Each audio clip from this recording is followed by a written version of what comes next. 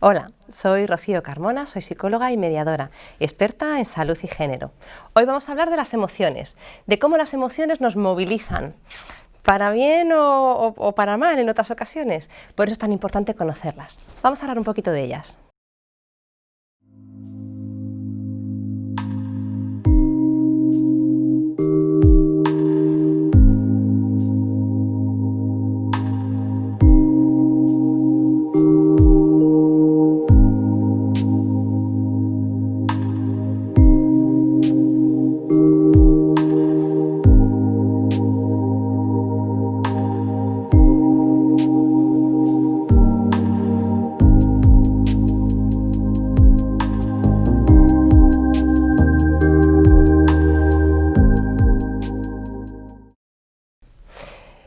Bueno, pues lo que está claro es que no hay luz sin sombra, no hay paz sin guerra, todo es dicotómico, no hay blanco sin negro, pero lo que pensamos muchas veces es que las emociones son un desenfreno, son algo que tenemos que controlar, porque nos puede hacer vulnerables y exponer demasiado. Por lo cual, en nuestra sociedad esperamos que las emociones estén siempre controladas, ¿no? Que sí, que expresemos, pero solo determinado tipo de emociones y tampoco sin mucha algarabía, porque quizás eso sea, pues sea demasiado.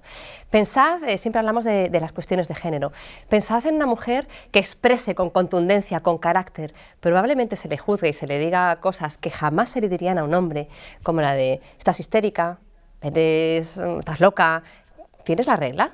Hija mía, ¿qué carácter tienes? Bueno, pues son cuestiones que se nos pueden decir a nosotras por expresar nuestras emociones o de determinado tipo de emociones, cosa que a un hombre jamás se le dirían. Los hombres tampoco están libres de este castigo, ¿no? Porque, ¿y qué pasa si un hombre expresa miedo, tristeza, inseguridad?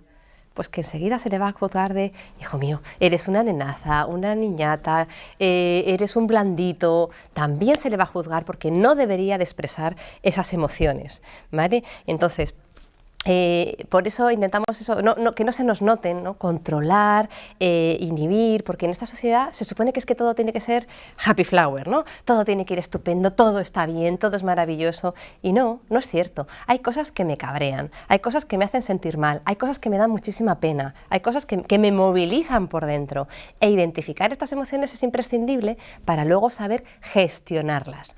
Esto es clave. Con las emociones no se trata de controlarlas para que no salgan, sino de darles cauce, de darles salida. Es como el agua. Yo no puedo, una riada gigante, yo no puedo bloquearla. Tengo que darle salida porque si no, se va a desbordar y las consecuencias pues van a ser muchísimo peores, ¿vale? Así que bueno, llegados a este punto, a mí me gustaría preguntaros que os plantearais si pensáis que las emociones son buenas o son malas. Bueno, realmente antes de deciros, de explicaros si son buenas o son malas, tendríamos que plantearnos qué son. Mirad, las emociones son una respuesta fisiológica muy rápida, inmediata y de muy corta duración que son irremediables, ¿vale? Que van a surgir, van a salir. Y además están diciendo algo, son muy importantes porque nos están diciendo qué es lo que necesitamos por dentro, están expresando que ahí hay algo. Que luego tendremos que ver qué es eso que hay. ¿Vale? Tenemos emociones de muchos tipos. No sé si habéis visto la película del revés, que si no la habéis visto os la recomiendo totalmente, que habla que tenemos 5 emociones básicas, ¿no? Que son la tristeza, el miedo, la rabia, el asco y la alegría. En la película vemos que constantemente, al principio, ¿no? Como que la alegría tiene que poder con todo y todas las demás emociones, venga, todos se lo tiran a alegría. Y hay un momento en el que la alegría no puede más, no puede tirar más. Bueno, con esto ya os estoy dando alguna clave de si son buenas o son malas, pero estas son las emociones básicas. Luego tenemos unas emociones más elaboradas que se desarrollan con el tiempo y que la sociedad tiene una influencia muy grande para decir cuándo se van a activar y cuándo no, que son la culpa, la vergüenza, el resentimiento. Son emociones que son mucho más sociales y que son posteriores, ¿vale? Que aparecen después. Las emociones son, punto, ni buenas ni malas. Lo que sí que es importante es ver qué grado de intensidad tienen y qué grado de duración tienen. Esto es lo que ya puede ser un poquito más desagradable o preocupante o necesario de cambiar, ¿vale? Para que os hagáis una idea, los pensamientos y las emociones van totalmente relacionadas. Hay veces que yo siento algo y eso me ayuda a interpretarlo de una manera determinada, o hay veces que yo pienso algo y eso genera una emoción. Os pongo un ejemplo. Imaginaros que yo estoy aquí tan tranquila y de repente me acuerdo de, ¡ah! Madre mía, el cumpleaños de mi madre y se me ha pasado llamarla. Bien, me he acordado de algo y esto ha generado una emoción radical, intensa, en un instante, que me va a hacer activar mi cuerpo de una forma determinada. Pero lo mismo a veces ocurre al revés. A veces yo tengo ahí un come-come en el estómago y una intranquilidad que no me deja dormir y yo esto lo interpreto de alguna manera y digo, ay, si tengo esta intranquilidad por dentro, ¿será que quizás esa decisión que he tomado no es la adecuada? Y entonces interpreto esa emoción de alguna manera, que a veces es correcto y a veces no. La interpretación que yo hago de los hechos, de la realidad, a veces ajusta a la realidad y a veces no. Lo que siempre es real son mis emociones. Ahora iremos viendo cómo. ¿Vale? Las emociones, como decía, generan esa respuesta fisiológica y que según qué emoción tengamos, pues va a hacer reaccionar al cuerpo de una manera determinada. Por ejemplo, si yo lo que siento es ansiedad, lo que voy a empezar es de repente a mover el cuerpo. Voy a necesitar moverme porque no voy a ser capaz de quedarme quieta. Voy a empezar a notar cómo el corazón empieza a latir muy rápido, voy a empezar a tener probablemente taquicardias, mi respiración se va a acelerar, mis pupilas se van a cerrar para mirar a un punto determinado, voy a sentir como un acorchamiento en las manos, voy a dejar de pensar adecuadamente y esto va a ser como si el origen fuera como si un león me persiguiera, ¿no? Imaginaros que un león me está persiguiendo, necesito salir corriendo, ¿vale? Por eso necesito empezar a meter más oxígeno en el cuerpo para que el corazón lo bombee, lo lleve a los músculos y mis músculos puedan empezar a correr más rápido. Para correr más rápido necesitan mucha sangre, por lo cual la sangre va a salir del estómago, por eso a veces podemos tener un corte de digestión o el estómago ahí cerrado y además no vamos a pensar porque la sangre del cerebro deja de ir al cerebro para no pensar y llevarla directamente a los músculos. Bien, pues estas son unas emociones, unas reacciones fisiológicas de mi cuerpo que se generan con la ansiedad y son muy diferentes a las que si yo siento con el miedo. Con el miedo, si yo oigo un ruido, ¡pum!, de repente, un sobresalto, lo que yo estoy haciendo es que mis pupilas, en vez de cerrarse con la ansiedad, se van a dilatar mucho, porque necesito empezar a observar a mi alrededor qué es lo que está pasando. Me voy a quedar paralizada, porque lo que quiero es, no te muevas, a ver por dónde vienen los golpes. Y voy a agudizar el oído. Mi cuerpo se va a quedar como muy contenido. Ya no voy a empezar a moverme como antes, sino todo lo contrario. Bien, porque la respuesta ante el miedo lo que hace es eso, es para, observa, para luego poder decidir qué acción vas a tomar. Por lo cual, esa respuesta del cuerpo, que es determinada, que me lleva a unos pensamientos, a una interpretación determinada y que además va a hacer que yo haga algo determinado después. Que esto es la clave que veamos que con lo que decíamos de contener o gestionar, ¿vale? Sí que hay una cosa que quiero que tengamos clara, ¿vale? Y es que las emociones son siempre verdad. El por qué sentimos esa emoción a lo mejor no, pero la emoción es siempre verdad. No podemos decirle a nadie, qué tontería, o no te preocupes, o no estás nerviosa. No, tienes esas emociones, reconócelas, porque las emociones son un síntoma, son como cuando yo sangro. La sangre es un síntoma, la sangre, sangrar no es ni bueno ni malo, simplemente me está diciendo que tengo que poner ojo en esa herida para curarla. Pues lo mismo me pasa con la emoción, es un síntoma que me está diciendo qué está pasando por debajo para curar, para poner remedio, para gestionar, para canalizar, como decía. Imaginaros, no todo el mundo ante una misma situación respondemos de la misma manera. ¿Qué pasa, pues por ejemplo, con una persona que se va a enfrentar a un examen? Tengo un examen, ay, qué nervios, sí he estudiado mucho, pero me voy a suspender seguro. A lo mejor es una persona que siempre saca buenas notas y que no suspende, pero en su cabeza estaba anticipando que iba a suspender, por lo cual su emoción era verdadera. Sentía miedo, sentía angustia, sentía ansiedad, pero la razón, la causa por la cual sentía ese miedo no era verdad. No tenía por qué estar preocupada porque no tenía ninguna razón objetiva para estarlo. Lo mismo pasa hoy en día con la pandemia que estamos viviendo. Hay gente que no se atreve a salir a la calle porque ve el virus por todas partes, como si fuera un piojo que saltara y se fuera a agarrar ahí una garrapata a la pata, ¿no? Que se te agarra y que ya no se suelta de ninguna manera. Y hay otra gente que lo enfoca de otra forma y dice, vamos a ver, yo voy a salir a la calle con mis medidas de protección, yo voy a llevar mi mascarilla, voy a llevar mi hidrogel para lavarme, voy a mantener la distancia de seguridad. Bueno, voy a controlar la situación para no pasar miedo. Yo sé que el virus no es un bicho, que no es un piojo que salta, es un agente infeccioso que está en algún sitio y que no se desplaza de ahí, que no va a saltar encima de mí. Por lo cual el enfoque que yo haga pues me va a ayudar a tener más miedo o menos miedo, a gestionar y a canalizar mucho mejor. Hay gente que tiene pánico a montarse en un avión y que se monta en el avión y está convencida en su pensamiento, está convencido o convencida de que ese avión se va a caer. Y sufre como si realmente ese avión se fuera a caer. Pero bueno, los aviones hasta ahora son el medio de transporte más seguro, que la probabilidad de que se caiga y que me muera en él es realmente muy, muy baja.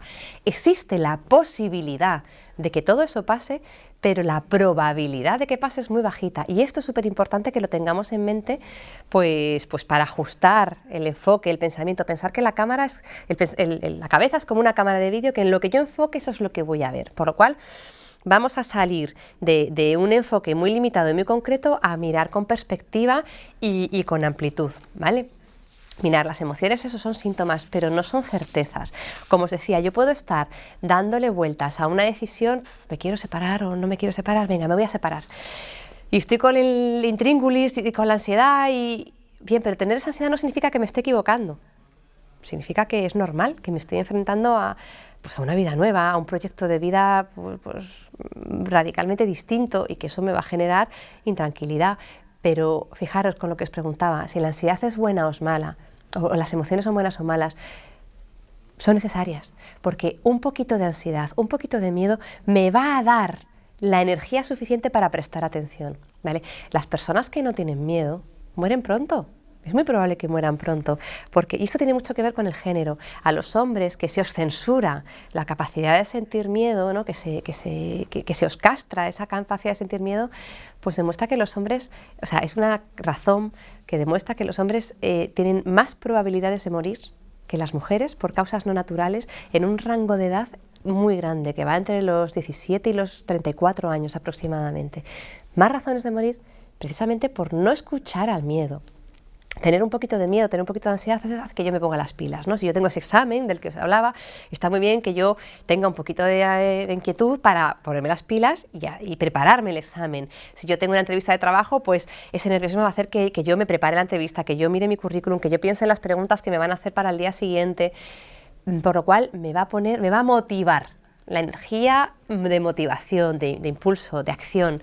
Pero si yo me paso, entonces ya entro en el bloqueo, en la parálisis, esto ya no me ayuda, ¿vale? Por lo cual, escuchar esa emoción que me está sirviendo de algo, pero no para paralizarme con ella, no para justificarme con ella y quedarme ya echada en la manta a la cabeza y en el sofá de mi casa llorando, no, sino para ver en qué me puede ayudar esa emoción, ¿vale?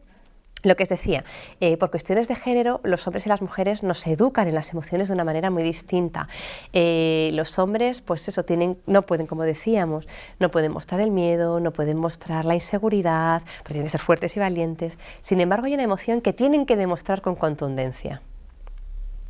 La rabia, el enfado, la rabia a través del enfado, el carácter, la fortaleza, ¿vale?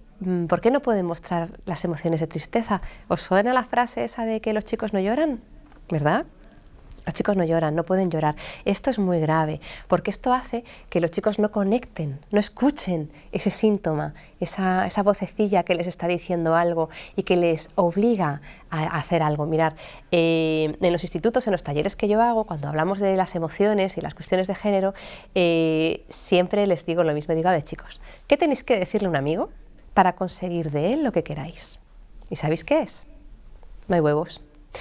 Un chico le dice eso a su amigo y el amigo es capaz de hacer cualquier cosa, la mayor locura, no importa lo que sea, no va a medir el riesgo porque tiene que demostrar su hombría. Parece que si no, no es hombre, como si el ser hombre o no ser hombre se demostrara en tirarse al mar. Y esto es muy grave porque, mirar, estas navidades pasadas, había un chavalillo en un instituto aquí en Málaga que me decía... Y dice, es verdad, señor, porque yo estas navidades, diciembre os estoy hablando, ¿vale? Estas navidades estaba con mis amigos y un amigo me dijo, ¿a qué no hay huevos de llegar a la boya del puerto? Y dije, que no hay huevos.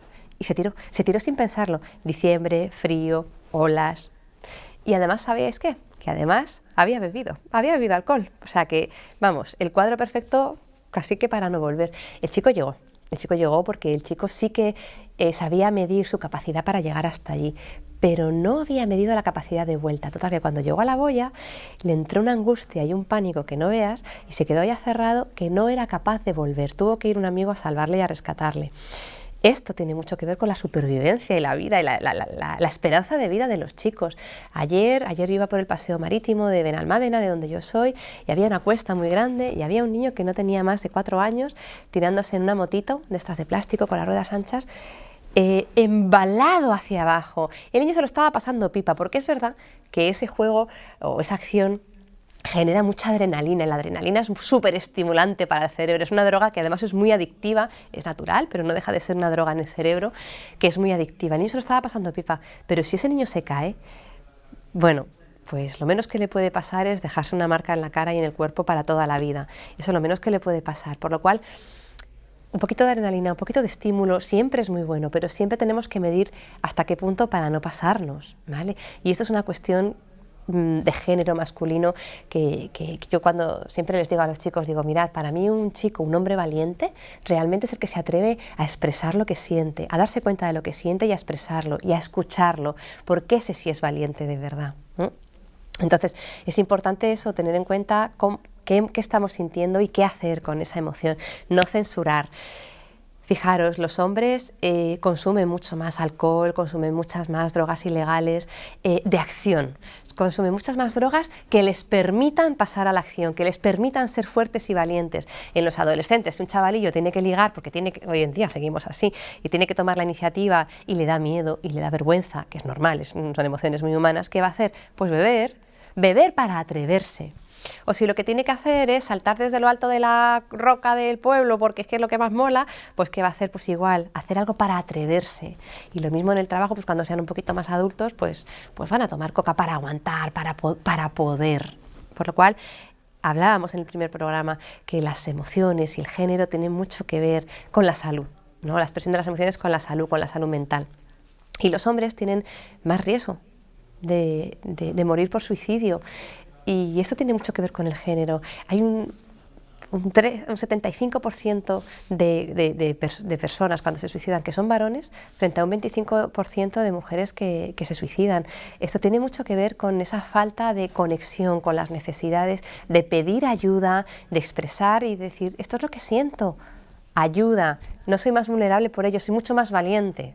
Y me va a ayudar a vivir muchísimo mejor, ¿vale? Entonces, estas son las emociones que los hombres tienen que poner especial ojo en ellas. Y bueno, pues con las mujeres nos pasa al revés. Evidentemente la expresión de la rabia no está permitida, porque como decíamos al principio, esa mujer que expresa rabia, pues es una histérica, está loca, le va a bajar la regla. Así que mejor que no lo exprese. Va a ser una mujer que tiene contundencia, que tiene carácter, va a ser una marimacho, va a ser, pues eso, con demasiado carácter, hija mía, no va a haber quien te aguante, quién te va a querer en el futuro. Como ya va a condicionar hasta si voy a tener pareja o me voy a quedar solita para toda la vida. Entonces, esto también tiene muchas consecuencias en las mujeres, porque hace que las mujeres no creamos en nuestras capacidades, no creamos en lo que somos capaces, nos entreguemos a los demás y generemos lo que se llama una autoestima de dependencia, esperamos que los demás, o hacemos todo para los demás para que nos quieran y así sentirnos bien, y dejamos de tomar decisiones o de pensar que podemos tomar decisiones y que es necesario. Entonces eso nos hace pues, ser más dependientes, que dependamos de las emociones ajenas, pero también que dependamos en general en muchos otros aspectos. Yo creo que hay que dejar de ser dulce y cariñosa y princesita para ser como somos, y hay que dejar de ser fuerte y valiente para ser como somos, ser personas, simplemente, sin necesidad de ser buen hombre o mal hombre, o buena mujer o mala mujer. Por un lado, las mujeres tenemos un lado muy bueno con esa cuestión de género, y es que nos permitimos expresar la vulnerabilidad y que además nos permitimos, o hablamos más, expresamos más nuestro malestar. Esto nos ayuda a expresar más con las amigas. Esto es imprescindible, las amigas son imprescindibles para la salud mental. Entonces, el expresar con las amigas es muy importante porque yo saco, expreso, escucho qué me está diciendo la otra persona y me ayuda a tener otros puntos de vista, y esto es clave. Lo malo, pues eso, que mi proyecto de vida pues se reduce, desciende, y esto pues puede ser en ese sentido limitante. Y entonces, como tengo malestar, pues pase a las drogas que hablamos. Igual que los hombres son de acción, las drogas que van a consumir, las de las mujeres son de inacción, de parálisis, de acórchate, inhíbete.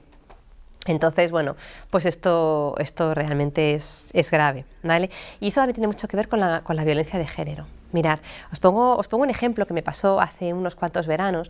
Estábamos cenando en casa de unas amistades y había un grupo, dos chicas adolescentes. Bueno, dos adolescentes pues tendrían 12 y 14 años, estaban jugando en un rinconcillo ahí en el jardín donde estábamos, con la tablet, con el móvil, no los estaban jugando ahí súper tranquilitas. Y había un niño de 3 años que estaba ahí merodeando y aburrido, y el padre le dice: mira, mira, vete a las niñas y tócales el culo. Y el niño: ah, sí, sí. Y entonces la madre le dijo: no vayas, porque las niñas te van a pegar. Entonces el niño dijo: ah, no, papá, yo no quiero que me peguen. Ese niño evidentemente no se planteó si tocarles el culo estaba bien o estaba mal, porque con 3 años no se cuestionan las cosas. Con 3 años lo que dice su papá, pues va a misa. Entonces no se cuestiona si está bien o no tocar el culo, pero sí que le preocupa que le vayan a pegar. El padre le dice: no te preocupes, cariño, tú vete, que no te van a pegar porque yo te defiendo. Claro, el niño que está aprendiendo que la diversión y el entretenimiento viene por molestar a las niñas. Es una forma de violencia de género, ¿vale? Es sutil, es pequeña, es pequeñito, no tiene más trascendencia, o sí, cuando es reiterado en el tiempo. Porque, bueno, el niño entonces tuvo el conflicto, si iba, si no iba, pero al final el padre le convenció: sí, sí, vete, vete, que verás qué divertido, que nos vamos a reír un montón y yo te voy a proteger. Bueno, pues el niño fue, le quiso tocar el culo a las niñas y lo más sorprendente, ¿sabéis qué fue? No fue que el niño, alentado por el padre, hiciera esto, sino que las niñas salieron corriendo por todo el jardín huyendo del niño de 3 años. Las niñas, ya con 12 y 14 años, no supieron protegerse, no supieron ponerse en su sitio, no supieron decirle: mira, niño, que no me toques el culo y punto. O a su padre que decirle algo. Es verdad que es más difícil porque es más mayor, pero no supieron ponerse en su sitio. Porque a las niñas, desde muy pequeñitas, nos dicen que cuando un niño nos levanta las faldas en el patio, quizás es porque le gustamos. Que en el instituto, cuando el niño te pega un empujón o te revolea, es porque te quiere. Y eso no es cierto. Eso no son formas adecuadas de expresar el cariño y el amor. Son formas de expresar el dominio. Y entonces las chicas desde pequeñitas, desde adolescentes, ya estamos aprendiendo que esto es así y que esto mola. Y esto no mola. Esto es el caldo de cultivo y la base para poder terminar una relación de violencia de género sin ni siquiera habernos dado cuenta de cómo hemos podido llegar hasta ese punto. Así que es importante tener esto en cuenta, ¿vale? Entonces, bueno, las emociones hay que tenerlas en cuenta. Si a mí algo me genera malestar, vamos a ponerle foco. Ahora estábamos viendo que con este tiempo de pandemia, bueno, pues es normal sentir incertidumbre hacia el futuro. ¿Qué va a pasar? ¿Qué va a pasar con mi trabajo? ¿Qué va a pasar con mi casa? ¿Qué va a pasar con mi salud? ¿Qué va a pasar con mi familiar que está enfermo? Esa incertidumbre está rondándonos la cabeza. Es normal tener miedo. No sé si vamos a salir adelante, es normal tener rabia, pues yo me tenía que haber protegido o porque mi pareja no se protegió o porque el gobierno no hizo, pues esto es una reacción también muy humana y muy normal. Es normal, bueno, es normal, lo estamos empezando a ver que cada vez más gente tiene fobia a tocar cosas, fobia a relacionarse, fobia a abrazarse, fobia a comer, y esto está generando comportamientos compulsivos de una hiperhigiene, que ya hay problemas en la piel, que hay problemas de aislamiento, que hay problemas de náuseas, de tener el estómago cerrado. Bueno, pues estas emociones también tenemos que verlas, que ponerles foco, pero no para quedarnos con ellas, como siempre os digo, sino para pasar adelante. Mirad, no todo el mundo estamos viviendo el mismo nivel de miedo, de incertidumbre, de rabia, de furia, de culpa, porque cada cual tenemos una herencia, nos comportamos según una herencia, tendemos a comportarnos de una manera determinada. Si os dais cuenta, hay gente que enseguida entra en rabia, o hay gente que enseguida entra en parálisis. Bueno, pues esto es una costumbre, pues simplemente muchas veces por herencia, ¿no? Como yo he aprendido en mi casa, o yo mi costumbre, yo mi experiencia, y entonces yo tiendo a ver con un foco, con una lente determinada que me ayuda a ver la realidad. Pues eso, con ese foco, como os digo, no veo la realidad, la veo a través de mi lente. Entonces vamos a darnos cuenta de si me tengo que cambiar esa lente o me tengo que limpiar ese cristal. Mirad, si yo os enseño este folio y en este folio os pregunto ¿qué es lo que veis? Bueno, pues seguramente que mucha gente diga que lo que ve es un punto negro. Pero ¿sabéis? A lo mejor hay gente que lo que dice es un folio blanco con un punto negro. Ya está viendo un poquito más. Pero a lo mejor hay alguien que dice que ve la oportunidad de pintar un mandala lleno de color en torno a un punto negro.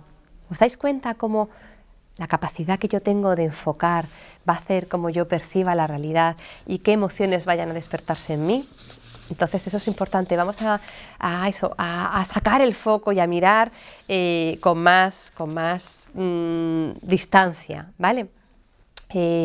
Muchas veces si pensáis, ¿no?, en un conflicto, cuando pensáis en algo que os genera mucha perturbación, a veces pensáis, venga, a ver, respira hondo, plantéatelo y vas a hablar tranquila, serena, como tú sabes. Y luego llega el momento y se te encienden todos los demonios. Mirad, me estoy acordando de una mujer en consulta el otro día que decía, dice, no te puedes imaginar cómo me enciendo, qué rabia y qué furia se me sube cada vez que mi hija de 2 años se va a lavar, no sé, le digo que se vaya a lavar los dientes y no se los quiere lavar.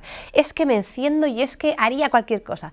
Esa mujer, bueno, pues como tiene autocontrol, no llega a pegarle 3 gritos o un zarandeo a la niña. Sabe gestionar sus comportamientos, pero no sabe generar sus emociones. ¿Por qué? Porque no ha escuchado lo que su emoción le quiere decir. Esto es la clave, esa emoción que se le despierta por dentro cuando su hija no la obedece. A lo mejor se le despierta falta de control, falta de seguridad, miedo a perder los papeles, miedo a que la niña se le suba la chepa. Y esto hace que ante un no cepillado de dientes se encienda de esta manera. Entonces, ojo, vamos a observar por qué yo me enciendo tanto, por qué yo me frustro tanto, por qué yo me cabreo tanto, por qué yo me activo tanto con cualquiera de las emociones, para ver qué es lo que hay ahí debajo, que yo es lo que yo tengo que revisar y cuestionarme, ¿no? Que esto es lo que tenemos que aprender a hacer para realmente tener esa salud mental y esa canalización de las emociones. ¿Vale? Entonces, como siempre hablábamos, no podemos cambiar el entorno, no podemos cambiar lo que ocurre alrededor, pero sí que tenemos que cambiar nosotras y nosotros. Y como algunas claves, como algunas alternativas, me gustaría ir cerrando el programa de hoy recomendándoos que penséis, ¿vale? Que cuando tenemos un conflicto, alguna situación dificultosa, pensar en qué es lo que yo quiero, qué es lo que yo necesito ante esta situación. ¿Qué es lo que yo puedo cambiar? ¿Dónde está el siguiente paso cortito, paso a paso que yo tengo que dar para ir hacia el destino que yo quiero? ¿Vale? Enfocarme en eso, en el paso a paso y en el proceso de lo que yo tengo que hacer. Enfocarme en mis fortalezas, en mis apoyos. Si estamos pensando, pues con el ejemplo que os decía, en tengo miedo de salir a la calle porque creo que el virus me va a atacar en cualquier momento, vamos a centrarnos en lo que podemos hacer, que es en tener mis medidas de protección, en paso a paso. Vamos a ver, lo primero que yo tengo que hacer es ponerme esas medidas de protección, qué voy a hacer cuando salga a la calle, si yo vivo con un ascensor, cómo voy a abrir la puerta, si yo llego a la calle, cómo voy a relacionar con las otras personas, si yo llego al trabajo, qué distancia de seguridad voy a tener, si yo vuelvo de la compra con las compras, cómo voy a quitarme la ropa antes de entrar en casa y cómo voy a desinfectar. Paso a paso. Y después en mis fortalezas y en mis apoyos. Vamos a ver, si yo tengo todas mis medidas de protección, si yo hago las cosas con cabeza, no debería de pasarme nada. Y tengo que enfocarme en esto porque si no, el envenenamiento personal, ese sí que lo tengo asegurado, ¿no? Ese envenenamiento tóxico. ¿Vale? Y fijaros, pensad una cosa, el doctor Rossetti, que es un médico argentino, decía que los seres humanos no somos seres racionales que sentimos. Él decía que somos seres emocionales que razonamos, y esto es así.